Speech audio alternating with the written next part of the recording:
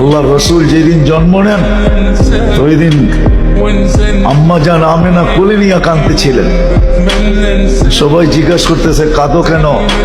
পরিবারের লোকজন, শ্বশুর বাড়ির লোকজন কেন কাঁদো? আব্দুল্লাহ নেই। কেন? আব্দুল্লাহ থাকলে এতক্ষণে খেলনা চলে আসতো।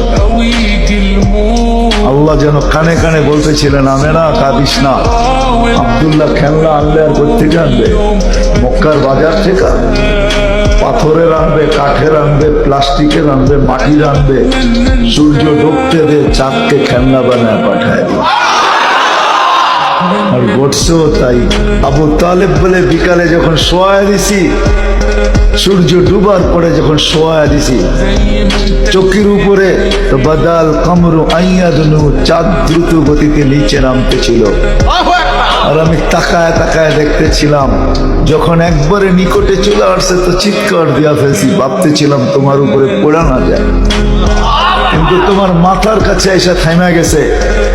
তুমি হাত পাও নাড়াচাড়া করতেছিল আর চাঁদ উপরে টাচ করতেছিল। তো বলছে চাচা জানেন চাঁদ কি বলতেছিল? তা তো জানি না। আন্নাল কামারা ইউগান্নিনি ওয়া ইউহাক্কিনি ওয়া ইয়ামনাউনি মিনাল বুকা। চাঁদ আমাকে ছন্দ শুনাইতেছিল, কান্না থেকে বিরত রাখতেছিল।